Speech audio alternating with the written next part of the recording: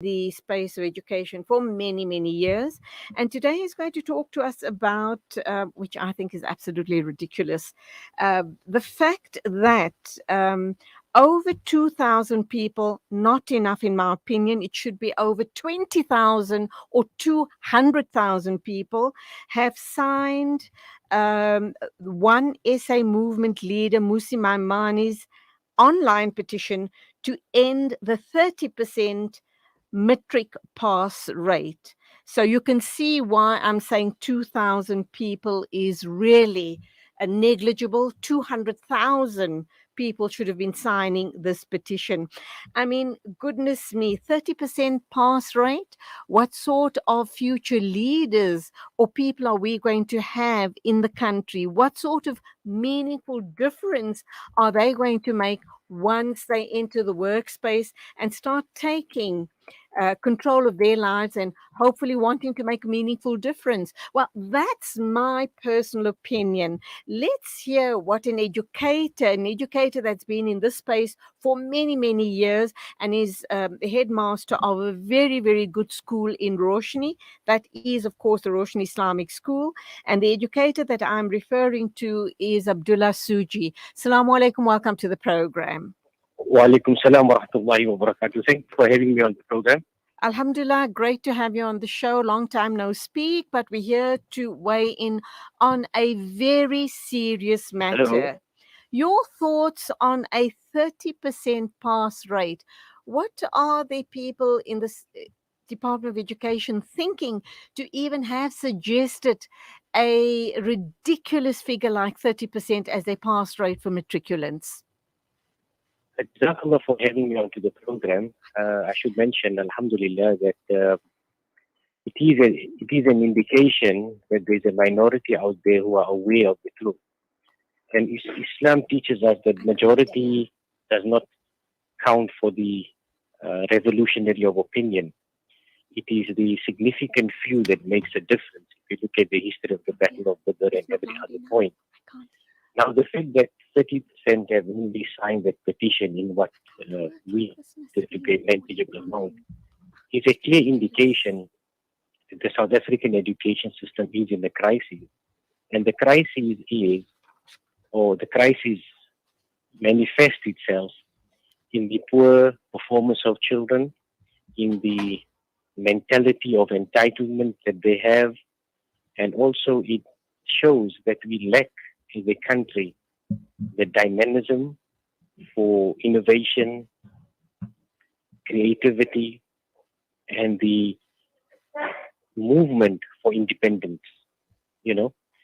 I mean, it's so Abdullah, so bad. What comes to mind is we are actually doing these children a total disservice. We are not equipping them to go into the real world. What are we saying to them? I mean, in my opinion, 30% is a failure. As far as I'm concerned, that's a failure rate. So you're telling them it's okay to be a failure for the rest of your life. That's what we're telling them technically. Yes, I think you are very correct in what you are saying. Further to that, we're also telling the people, the children, that mediocrity is okay. Now, if you look at developing countries and take Rwanda as an example, that after the entire, I would say gender went through and ethnic cleansing they went through, today Rwanda is on an upturn, all because they've made education a priority, where they have dispensed of these malicious rumors and all of that, malicious attacks, and they've made a positive change. Now, Rwanda is the fastest growing economy by having to instill in the children, and this is real fact, you can read it up, that education is primary, the goal to be successful.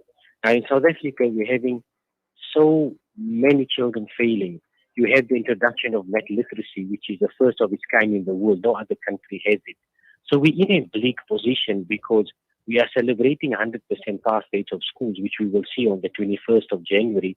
And schools are going to be ecstatic at the fact that they got the 100% pass rate. But what is the value of that 100% pass rate, So we are not introducing skills to our children. We're not making them relevant to the world. We are not making them thinkers. We are literally dumbing them down. And, John Tyler Gatto, in his book Dumbing Us Down, talks about the fact that education will come to a point where it will just be there to suit a political aim, and it will be there to suit a political objective. So, further to the issue of 30% pass rate, I'm not really chuffed, or really inspired by this 100% pass rate of schools, because really, what does it tell you? For the past 24 years, we've been anchoring this 100% pass rate. Where is it in our economy? Where is it in every other aspect of our society, of our economics, our politics, so on and so forth? Because we are just seeing a high rate of corruption, and really children are growing up with this culture of entitlement. And with this culture of entitlement, they're not going to study. They're not going to work harder at all. And that is a tragedy. Ibrahim, I hope you can hear me, because I'm hearing a lot of feedback on Abdullah. Sorry. Yeah. I'm getting a lot of feedback on the line. Yeah. What do you believe is the solution? Because I'm thinking that we need to go right back to brass tacks. We're right.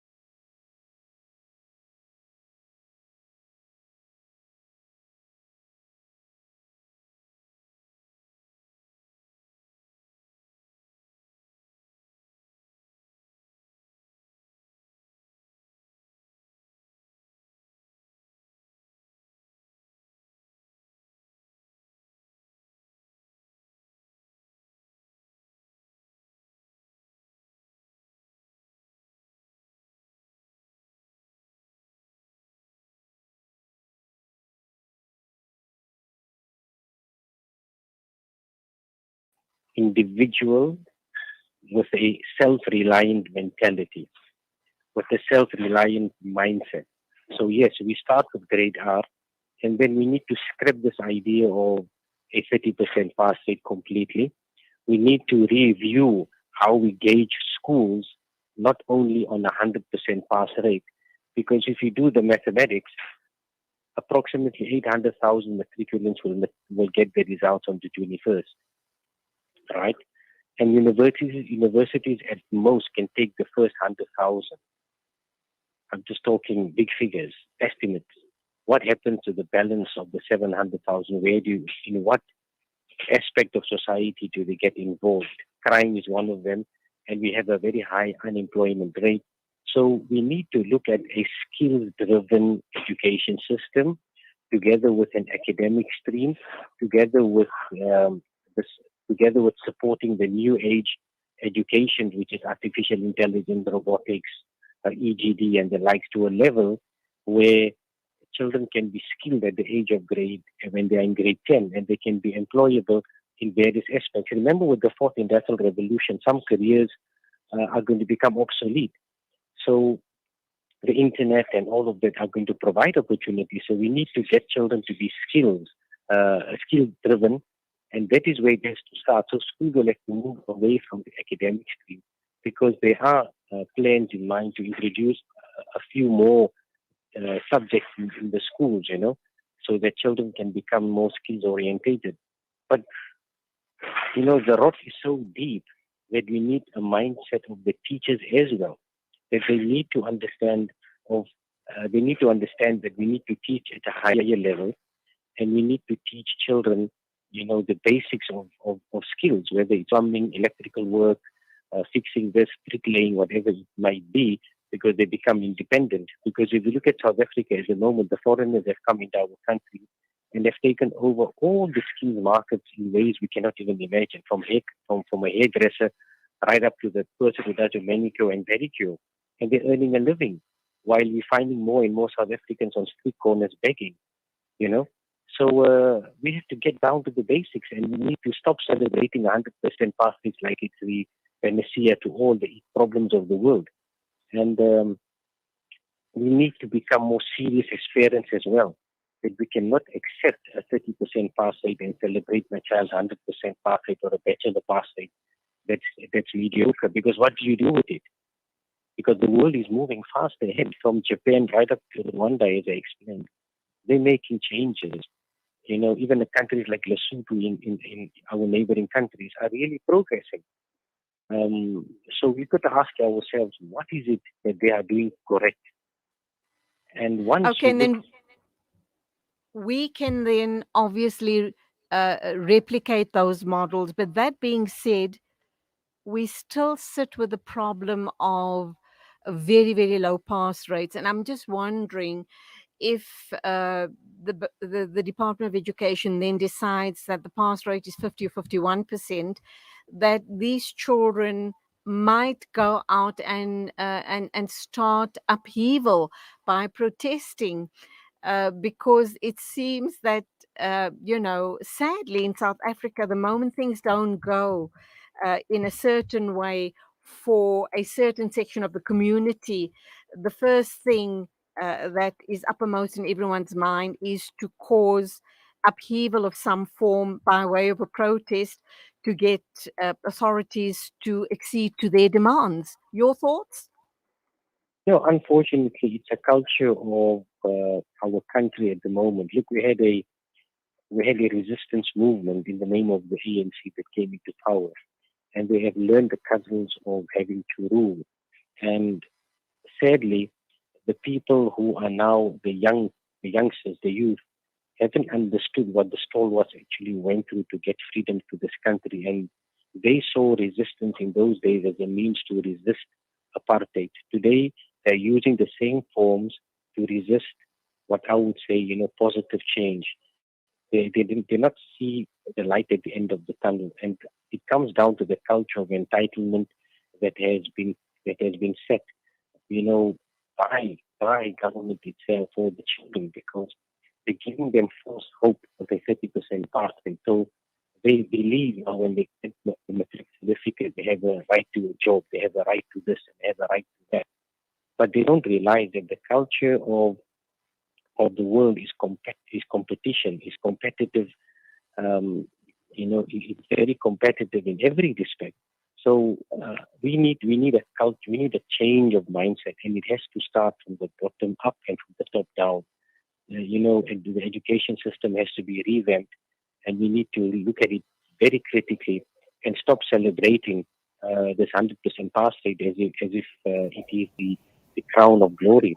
And in my book, Teach and Lead, which is out on publication and Kingdom as well, I talk about in the last chapter where, we need to review education. We need to look at how we must become relevant.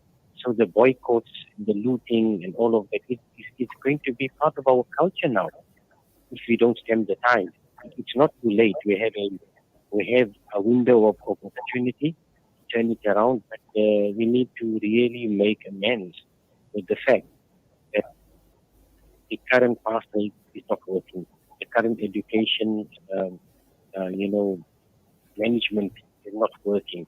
We need to seriously look at it and say, we need the future of this country to be great, because South Africa is the converging point of so many other people from neighboring countries coming in our country because of the good infrastructure and making a living, while their own countries are suffering. Be that as it may, let's go to the point of municipal services.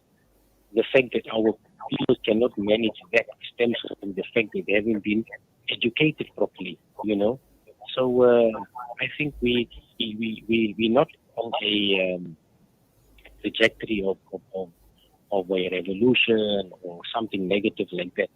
We are on the periphery of change, and if we can use this opportunity, I think we'll get there.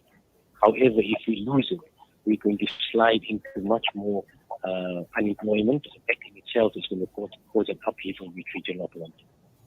We already are at that juncture, unfortunately, but Jazakallah Abdullah Sujee, head of the Roshnee, headmaster of the Roshnee Islamic School, for sharing your insights on this very, very crucial and important uh, topic of discussion in our country. You agree with me, and I think so will very many people, that 30% pass rate, matric pass rate, is just not on. We actually then giving the red light to our children, saying to them that failure is okay. So shukran for that, and till the next time, as always, salamu alaikum to you.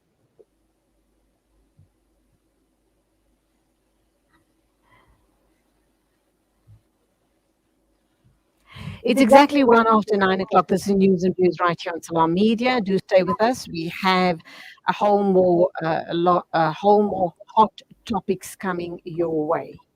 Shimmer, sparkle, captivate.